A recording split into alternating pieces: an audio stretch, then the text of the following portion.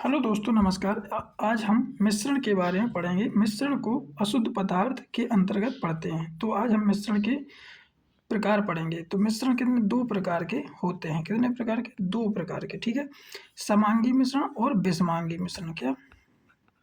विषमांगी मिश्रण। तो पहले हम समांगी मिश्रण पे बात करेंगे। समांगी मिश्रण क्या होता है?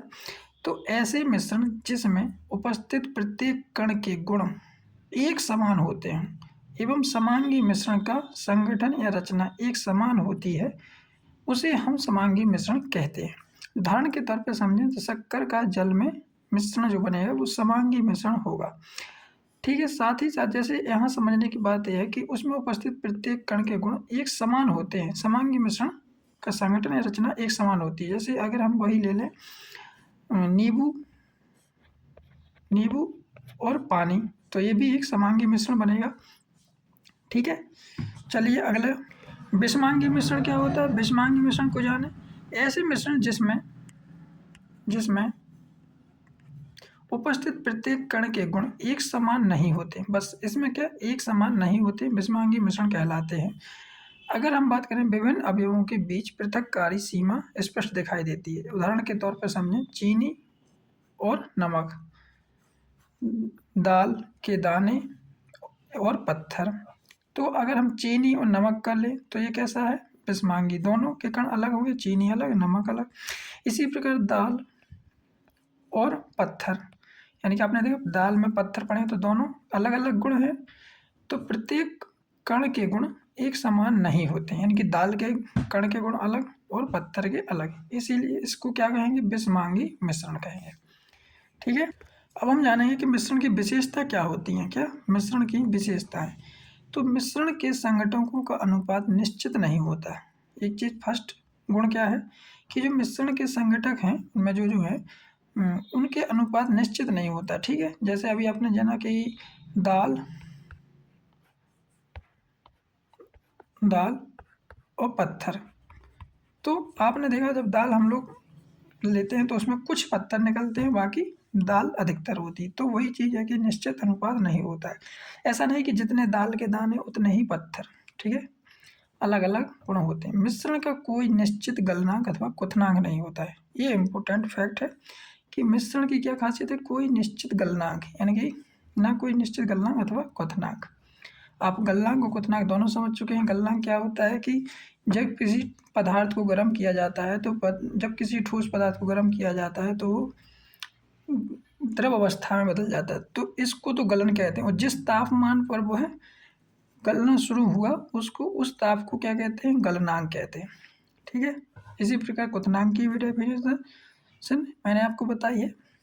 चलिए नेक्स्ट, अब हम चर्चा करेंगे विलयन के बारे में। क्या विलयन? विलयन क्या होता है? दो या दो से अधिक पदार्थों के परस्पर मिलने से प्राप्त समांगी मिश्रण विलयन कहलाता है। जैसे एग्जाम्पल मैंने लिया, जैसे दो या दो से अधिक पदार्थ, मैंने इसमें क्या लिया? वाटर।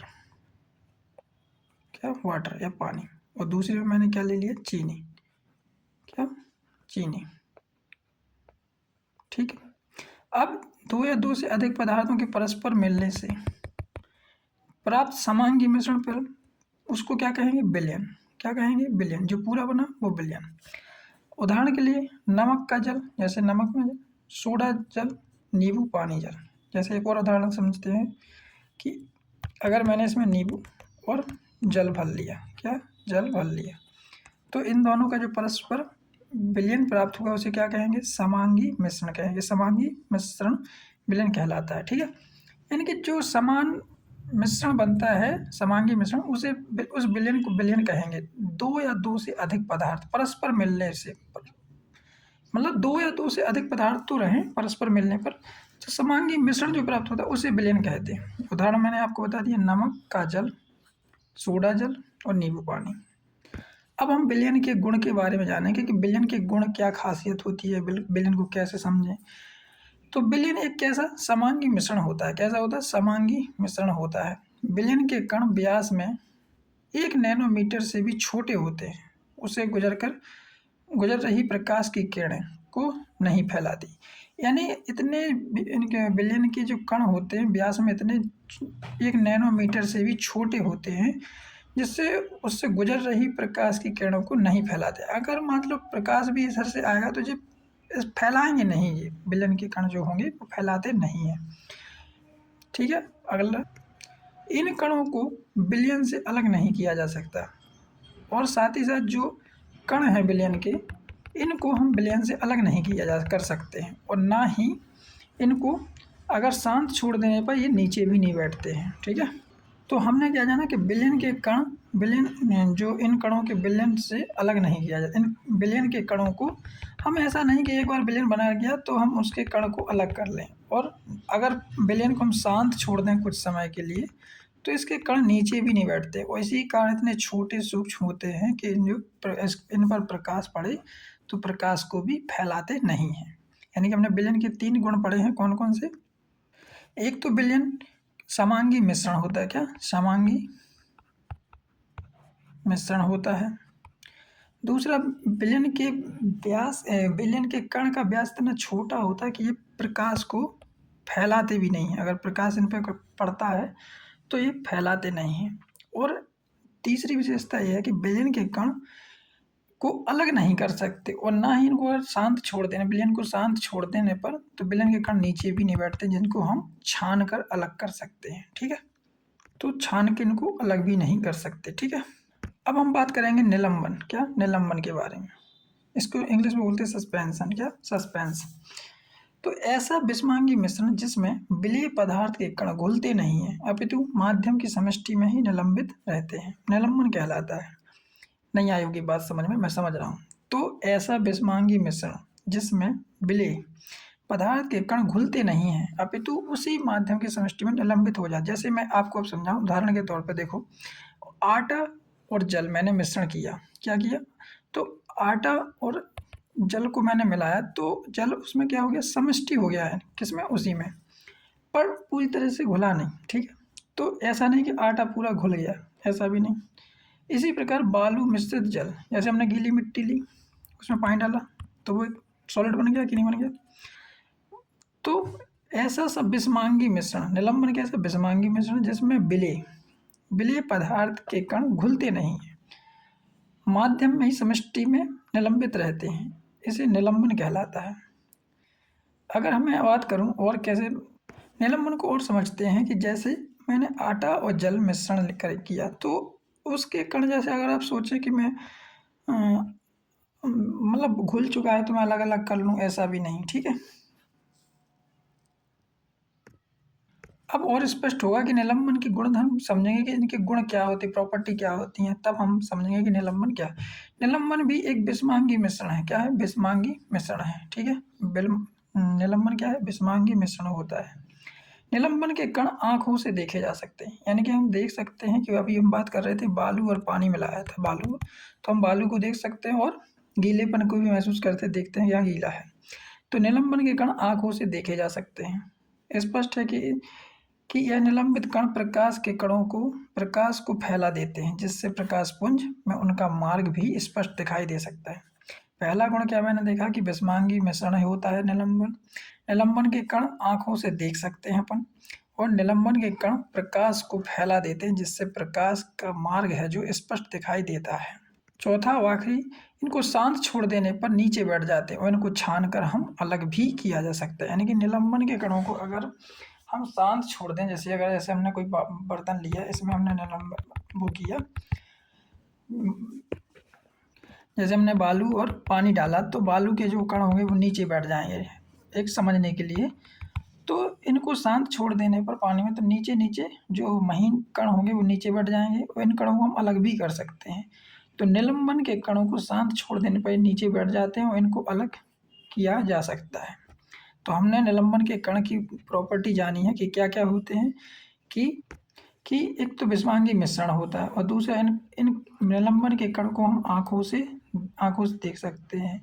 यह निलंबित कण प्रकाश को फैला देते हैं, जिससे प्रकाश का जो मार्ग है वो स्पष्ट दिखाई देता है, और शांत छोड़ने पर इसको नीचे बैठ जाते हैं, जिससे हम छान कर अलग भी कर सकते हैं निलंबन के कणों को। ठीक है, अब हम बात करेंगे कोलाइडी विलयन की। किसकी? कोलाइडी विलयन। तो कोलाइडी विलयन एक प्रकार का विलयन ही है जिसमें विलेय कणों का आकार वास्तविक बिलियन के कणों की अपेक्षा बड़ा, परंतु निलंबन के कणों की अपेक्षा छोटा होता है। इन्हें आंखों द्वारा नहीं देखा जा सकता। यानी कि कोलाइडी बिलियन की बात करें तो कोलाइडी बिलियन भी एक प्रकार का बिलियन ही होता है। इसमें बिलिय कणों का आकार है जो वास्तविक बिलियन के कणों की अपेक्षा थोड़ा बड़ा होता है, लेकिन इतना भी नहीं, निलंबन के कणों की अपेक्षा छोटा, और इन्हें आंखों से नहीं देखा जा सकता है।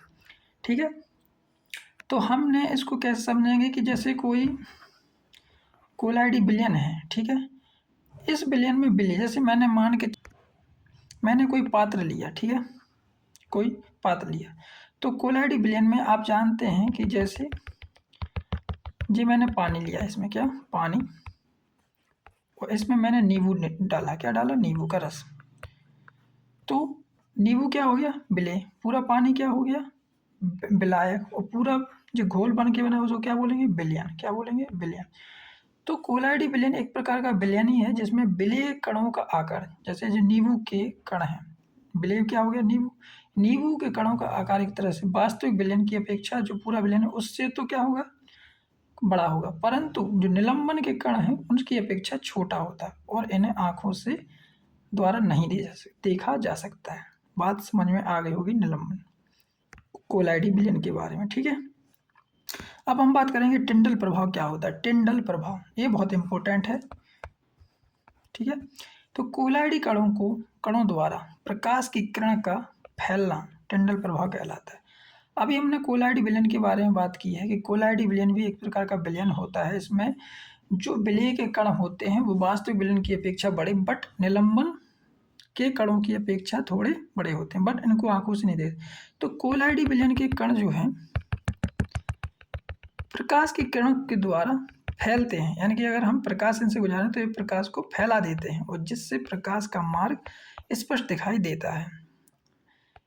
इसे ही टिंडल प्रभाव कहलाता है। यानी कि कोलाइडी, हम टिंडल प्रभाव को समझें सीधी भाषा में कि कोलाइडी कणों के द्वारा प्रकाश की किरण का फैलना ही टिंडल प्रभाव कहलाता है। क्या कहलाता है, टिंडल प्रभाव कहलाता है। अब हम बात करेंगे कोलाइडी विलयन के गुणधर्म के कि क्या क्या गुणधर्म है, क्या क्या प्रॉपर्टी हैं, कैसे आइडेंटिफाई करें हम कोलाइडी विलयन को। तो यह एक विषमांगी मिश्रण होता है। कोलाइडी विलयन कैसा होता है, विषमांगी मिश्रण। कोलाइड के कणों का आकार इतना छोटा होता है कि आंखों से नहीं देखा जा सकता है, नहीं देखे जा सकते हैं।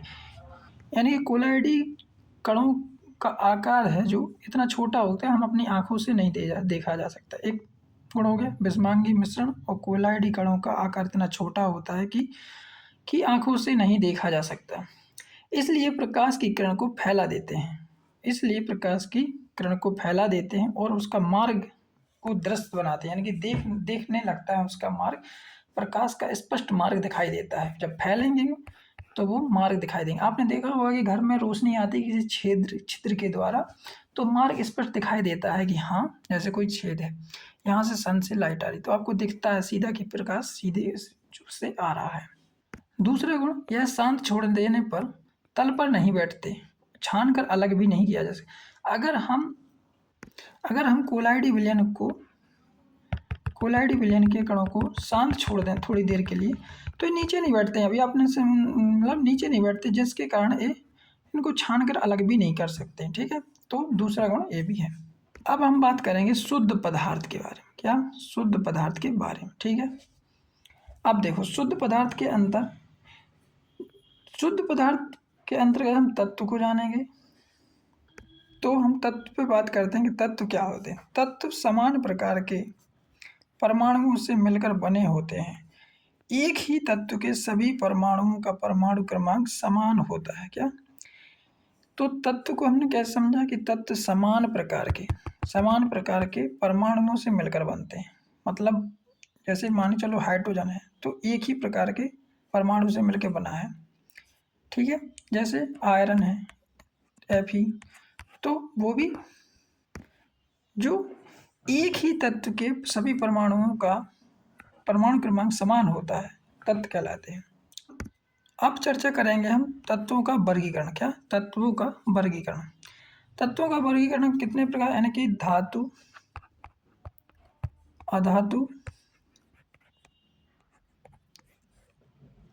और उपधातु। ठीक है, इन तीन के बारे में चर्चा करेंगे तत्वों का वर्गीकरण के अंतर्गत। ठीक है, सबसे पहले बात करेंगे कि धातु क्या, धातु। अब धातु को कैसे समझते हैं कि धातु क्या होते हैं, कैसे हम जानें, इसके सारे गुण हम आज चर्चा करेंगे धातु के बारे में। कि अब अपने परमाणुओं से एक या एक से अधिक इलेक्ट्रॉन त्याग कर धनायन बनाने की प्रवृत्ति रखते हैं, धातु कहलाते हैं। यानी कि धातु का पहला क्या गुण हो गया कि ये परमाणु अपने परमाणु से एक या एक से अधिक इलेक्ट्रॉन को त्याग कर धनायन बनाने की प्रवृत्ति रखते हैं, धातु कहलाते हैं। इनको धन विद्युतीय तत्व भी कहते हैं। क्या कहते हैं? धन विद्युतीय तत्व भी कहते हैं। ठीक है, और साथ ही साथ आपको बता दें कि जैसे मान के चलो सोडियम। ठीक है, अब हम धातुओं के गुणधर्म के बारे में जानेंगे। क्या धातुओं के गुणधर्म क्या होते हैं? सबसे पहले मैंने बात बताई कि ये धनायन होते हैं, धन इलेक्ट्रॉन देने की प्रवृत्ति रखते हैं, तो इनको धन विद्युतीय तत्व भी कहते हैं। पहला गुण, ठोस होते हैं। क्या? सॉलिड होते हैं। धातु की बात करें तो ठोस होते हैं, कड़क होते हैं। ठीक है, विद्युत के सुचालक होते हैं, यानी कि इनके अंदर आसानी से विद्युत प्रवाहित की जा सकती है। और आघातवर्ध। क्या? आघातवर्ध। ये गुण क्या होता है कि किसी धातु को एक पीट कर चादर के फॉर्म में बनाने की प्रक्रिया को ही क्या कहते हैं? आघातवर्ध कहते हैं। जैसे कोई धातु है